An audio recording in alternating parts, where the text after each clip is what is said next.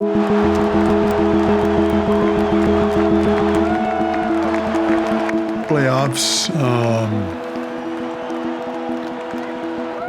be that electricity, that emotion. I think it's all out.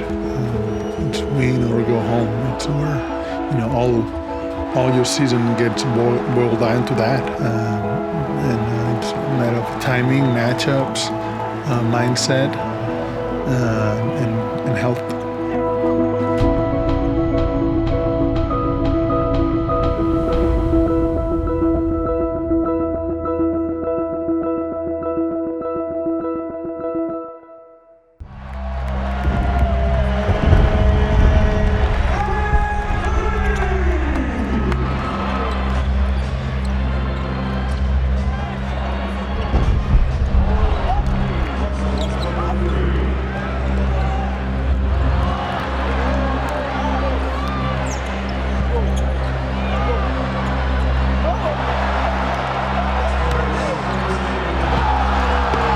Raptors are going to fall 116-109 to the Oklahoma City Thunder.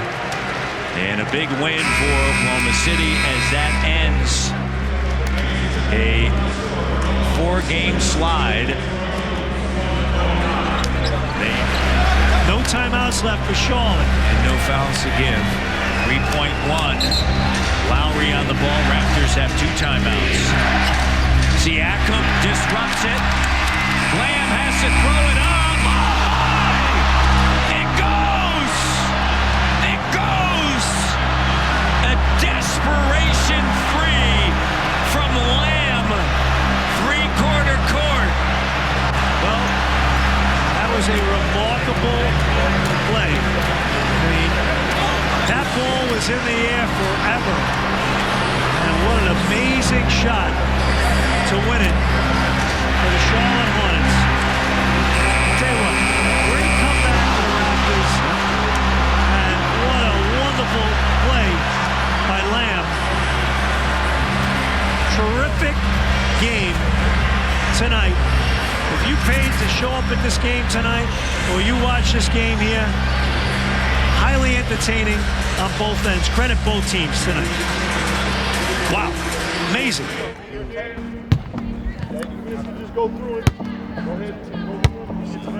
The Raptors made it official. Jodie Meeks has been signed for the rest of the season. He, of course, was on that 10-day contract, but proved enough that the team is going to keep him around, and the 31-year-old hoping to bring some veteran leadership as the postseason approaches. The first thing that stands out, he's a professional. He's a shot maker. He plays with some offensive pop. He's got some toughness to him. I think he's going to be a great addition for us. He's just got a lot of intangibles that you can't really teach. And the one thing is that he can come into a game and he can change the tide of a game. Go from down 6 to up 3. A couple plays on both ends. He brings energy, but he brings a lot of shot making. Well, it's a good, I think if you're the Toronto Raptors, you kind of evaluate all aspects of what you're trying to accomplish, what you're trying to do. And for me, having a 3-point shooter, an extra one, somebody that I thought looked good in his last stint with the Raptors. I thought he did a good job, especially when you consider he really hasn't played that much over an extended period of time.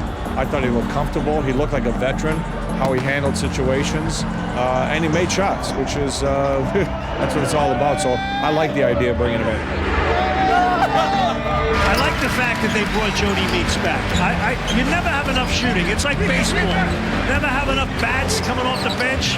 Even if he plays 1 minute in a playoff game and he makes a 3, he's worth the investment, right? I mean, this is all about winning. Kyle quickly into the front row. OG! Great pass that time by Kyle Lowry. A little hookup in transition. Bulls +6 on the glass. Right to the rim. That's what I'm talking about. Raptors come away with a victory, and they've won their 30th at home.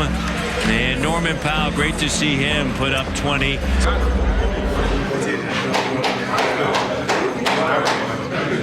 Let's go.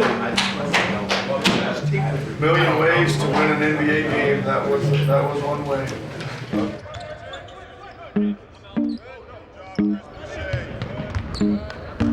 Shot out. Yeah, I watched a lot of basketball growing up. Watched a lot of European basketball, some NBA.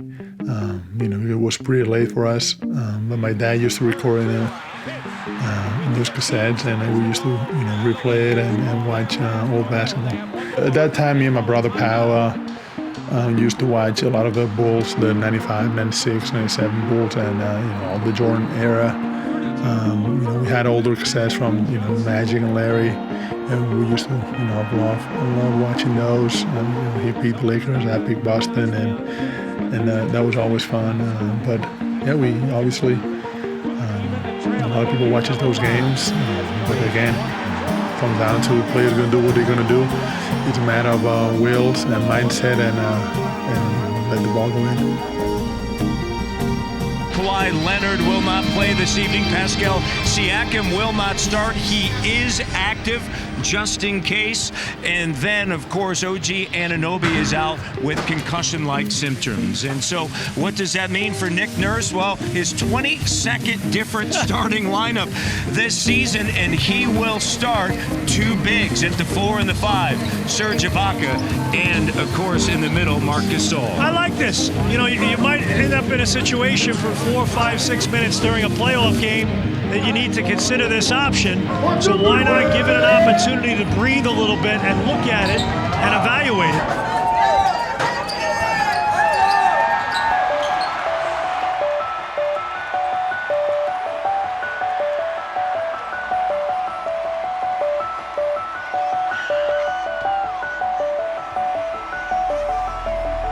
You approach it as a unit. You approach it as a group, as a team of brothers. That my team is stronger than yours, and without fear of the outcome. Because you believe inside that when it comes down to it, and when it comes down to the physical battle,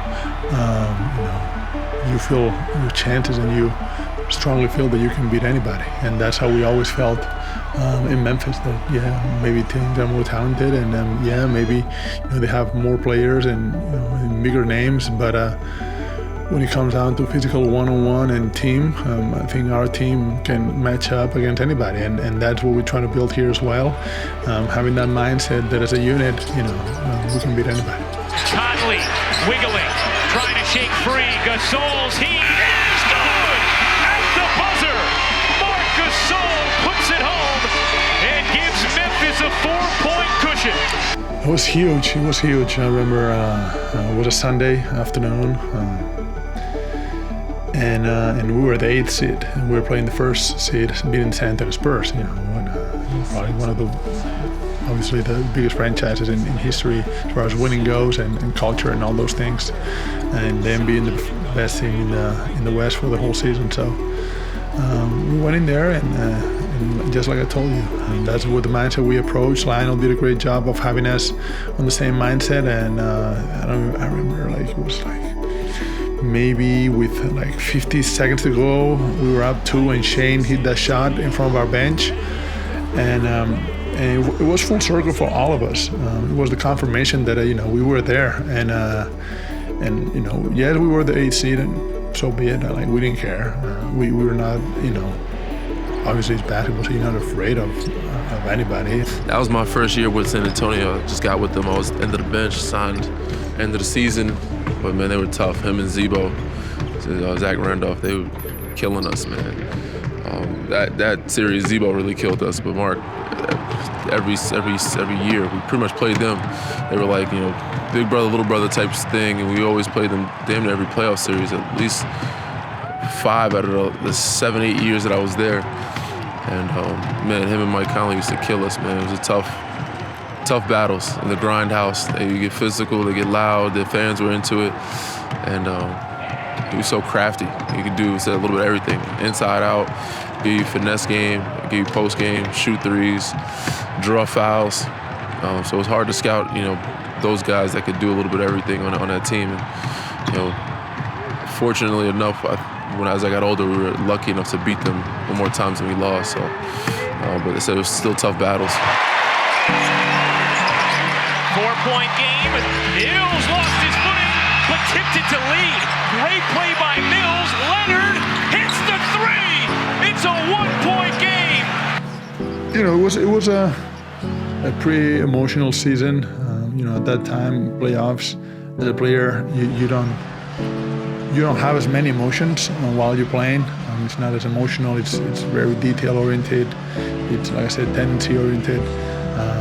I remember Coach Fizz throwing the play and giving me the ball at the elbow, and it was my read to either hand it to Mike Conley that he was coming off, and or keeping it and going and attacking middle with my right hand. Mike came off. I mean, he thought he was open. He told me that he thought that I was going to give it to him.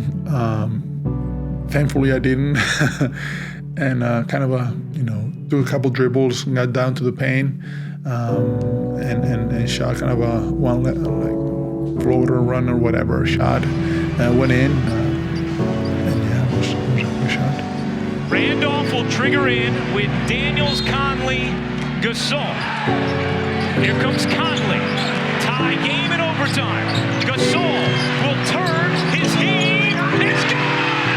Memphis on top. 7:10 remaining. Spurs out of timeouts. Green will heave in. That's it. I would say when you're in this league long enough, a lot of things don't, I guess, shock you as much or bother you as much. When you're on the bad end of things, when you're on the good end of things, obviously it's exciting, it's fun. When you're on the bad end of things, you know, it's just like when we lost to Charlotte the other night. You kind of just walk up the floor and laugh. Hit a lucky shot, but you know, Marc was very good, and he would always make big plays down the stretch. And so I wasn't shocked at times when he makes a big shot or a big play for his team. But it's always, that's what makes the game fun. It's the fun part of the game, being a part of it. Obviously, the great end, the better end is always good, and also watching it and seeing big plays happen. So it's the playoffs, and I think a lot of guys are looking forward to it. A lot of guys are excited about it, and now we have it on our team. And hopefully it continues. We all continue to make those type of plays. Marc Gasol the three, and that's a great sign. Here's Marc up top. Meeks turns, fires, good! He can shoot it. I am so happy they brought him back. Makes complete sense. Here's Gasol. Marc Gasol shooting the three. 3 of 4, 15 points. That's a great thing to see, isn't it, Jack? 6 points, 4 assists as well. Gotten more aggressive as the game's gone on. Once you experience playoff basketball, there's no other way to look at basketball to you. And once you experience winning basketball and what this is about, to me, there's no other way to understand basketball. And that's always very refreshing. There is no other goals. There's no other mindset besides winning. And I thought, from the day I got here, that was pretty clear. The message from the side, all the way down, it's the same. And the Toronto Raptors come away with the victory, 124-101. And the Raptors improved to 24-14 on the road. Very excited. Very excited. I'm not going to let anything get on the way between the team and winning, and I'll defend that to the very last second that I can. So to me, every game I learn a little bit more. I wish I had the whole season in front of me to approach this, and maybe even the summer. But you don't get everything. You don't get the sales that you wish. You sell the wins that you get, right? So that's the way I approach it, and I'm trying to make the most out of it.